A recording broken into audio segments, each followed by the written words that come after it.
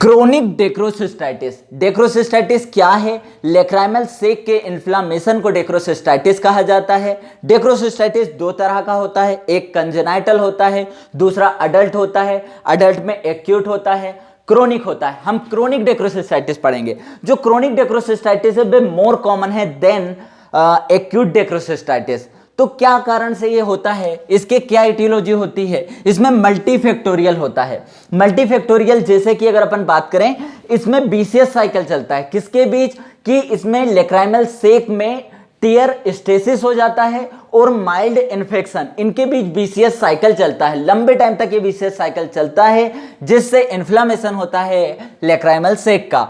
क्या प्रीडिस्पोजिंग कंडीशन होती है? जैसे ये मोर कॉमन पाया जाता है 40 to 60 ईयर में, वाइट रेस में ज्यादा पाया जाता है, फीमेल में बहुत ज्यादा पाया जाता है, पुअर हाइजेनिक कंडीशन में ज्यादा पाया जाता है, लो सोशल इकोनॉमिक कंडीशन में ज्यादा पाया जाता है।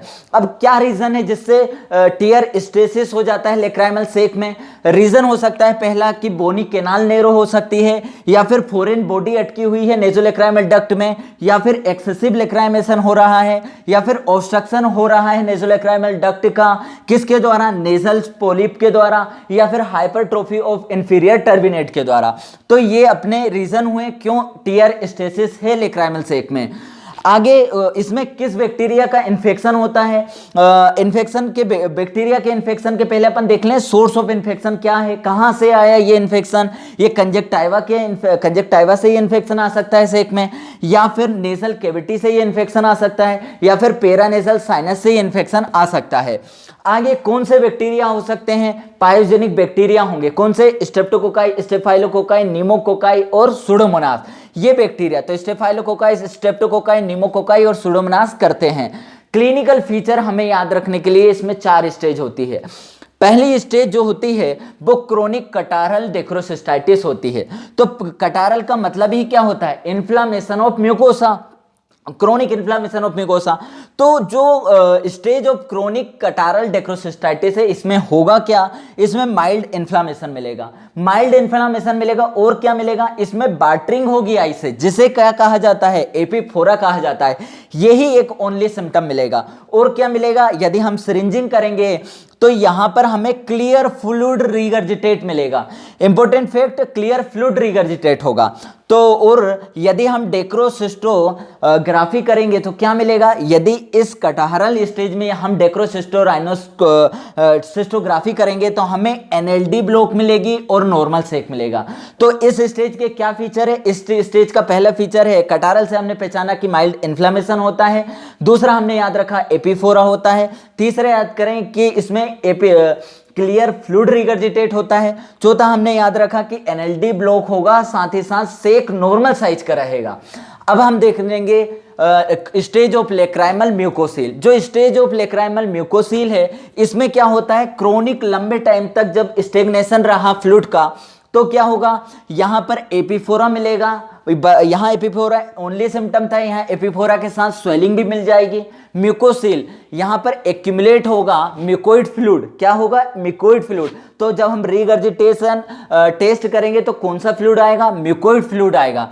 तो यहां की जगह रीजन हो गया क्रोनिक स्टेग्नेशन। सिम्टम अपन ने देख लिया एपिफोरा, साथ ही साथ अब स्वेलिंग मिलेगी हमें in near the inner canthus.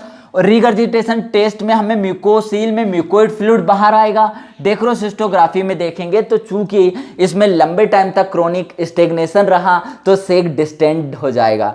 तो इसमें एनएलडी ब्लॉक तो मिलेगी ही, साथ ही साथ सेक जो है वो डिस्टेंडेड मिलेगा। अब क्या होगा? यही म्यूकोसील में यदि पायोजेनिक का इन्फेक्शन हो जाएगा तो क्या बन जाएगा? पायोसील बन जाएगा।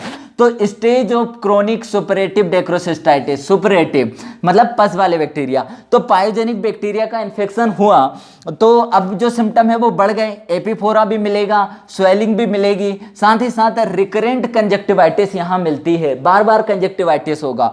और रिगर्जिटेशन टेस्ट करेंगे तो अब क्या है? वहां क्या आ रहा था? यहां आ रहा था क्लियर फ्लूइड, यहां क्या आ रहा था? अपना म्यूकोइड फ्लूइड। अब ये पायोसील में हमें क्या मिलेगा? पायोजेनिक फ्लूइड मतलब प्लूरेंट डिस्चार्ज मिलेगा। अब है स्टेज ऑफ क्रोनिक फाइब्रोटिक सेक। अब लंबे टाइम तक प्रोलॉन्ग इन्फेक्शन रहा, माइल्ड इन्फेक्शन प्रोलॉन्ग टाइम तक रहा, तो म्यूकोसा सेक की थिक हो जाएगी और जो सेक है वो स्मॉल और फाइब्रोटिक हो जाएगा। तो इस स्टेज में क्या सिम्टम मिलेंगे? एपिफोरा मिलेगा और डिस्चार्ज मिलेगा। यदि हम डेक्रोसिस्टोग्राफी में देखेंगे तो क्या मिलेगा? यहां हमें क्या मिल रहे थे? अपने को डिस्टेंटेड सेक मिल रहे थे, एनएलडी ब्लॉक मिल रही थी, यहां भी यही मिलेगा। और यहां देखेंगे तो यहां वेरी स्मॉल सेक हो गया है क्योंकि फाइब्रोटिक सेक हो चुका है। क्या ये हमने देख लिया है, तीनों को हम आसानी से याद रख सकते हैं कि क्या रीजन था। इसमें इन्फ्लामेशन था, इसमें लंबे टाइम तक स्टेग्नेशन रहा, इसमें पायोजेनिक बैक्टीरिया का इन्फेक्शन हुआ, ये लंबे इन्फेक्शन की वजह से म्यूकोसा थिक हो गई। हमने इनमें देखा सिम्टम, इसमें एपिफोरा था, इसमें एपिफोरा और स्वेलिंग थी, इसमें एपिफोरा स्वेलिंग और रिकरेंट कंजक्टिवाइटिस था, इसमें एपिफोरा और डिस्चार्ज था। और डेक्रोसिस्टोग्राफी भी ये इंपॉर्टेंट फीचर है कि इसमें ब्लॉक मिलेगा एनएलडी, लेकिन सेक क्या है? साइज नॉर्मल है। इसमें सेक का साइज क्या हो जाएगा? बड़ा हो जाएगा। इसमें भी सेक का साइज बड़ा मिलेगा, इसमें सेक का साइज छोटा मिलेगा, और बाकी अपना एनएलडी तो ब्लॉक मिलेगा। आगे कॉम्प्लिकेशन क्या डेवलप हो सकती है? तो क्रोनिक डेक्रोसिस्टाइटिस हुआ तो डेवलप हो सकता है एक्यूट डेक्रोसिस्टाइटिस, मतलब क्रोनिक डेक्रोसिस्टाइटिस के ऊपर ही एक्रोडेक्रोसिस्टाइटिस हो सकता है, एक्यूट मतलब उसका एक्सर्वेशन हो गया, या फिर एक्टोपियन मिल सकता है, लोअर लिड की मार्जिन बाहर आ जाएगी, आउट रोलिंग हो जाएगी, एक्टोपियन मिल सकता है। और बहुत ही इंपॉर्टेंट कॉम्प्लिकेशन क्या है? एंडोप्थेल्माइटिस। तो किसी भी सर्जरी में यदि हम इंट्राओकुलर सर्जरी कर रहे हैं तो हमें रूल आउट कर लेना है कि कहीं डेक्रोसिस्टाइटिस तो नहीं है सिरिंजिंग के द्वारा। क्यों? क्योंकि अगर वो इन्फेक्शन होगा, पेशेंट को यदि इन्फेक्शन होगा तो वो एंडोप्थेल्माइटिस कर सकता है। इसलिए हर इंट्राओकुलर सर्जरी के पहले अपने को सिरिंजिंग करनी है और रूल आउट करना है कहीं डेक्रोसिस्टाइटिस तो नहीं है। ट्रीटमेंट में क्या दिया जाता है? ट्रीटमेंट में प्रोबिंग और सिरिंजिंग की जाती है यदि रिसेंट केस है तो, और बलून कैथेटर से हम डायलेशन कर सकते हैं। और डीसीआर जो है वो मेन सर्जरी ऑफ चॉइस है, जो ऑपरेशन ऑफ चॉइस है वो क्या है? डेक्रोसिस्टोराइनोस्टोमी। डीसीटी डेक्रोसिस्टोस्टोमी तब करते हैं जब डीसीआर कॉन्ट्राइंडिकेटेड है, तब अपन डीसीटी करते हैं। और या फिर अपन कर सकते हैं कंजक्टाइवल डेक्रोसिस्टोराइनोस्टोमी CDCR। ये तब करेंगे जब कैनालिकुलर ब्लॉक हो। क्या हो? अपनी कैनालिकुलर ब्लॉक हो, लेक्राइमल सेक से जुड़ी कैनालिकुलाई हो, वो ब्लॉक होती हैं, तब अपन करते हैं CDCR। तो हमने देखा क्या क्या? प्रोबिंग सिरिंजिंग, बलून कैथेटर यूज करेंगे, DCR कर देंगे, DCT या फिर CDCR करते हैं। मेन ऑपरेशन ऑफ चॉइस क्या है? DCR है।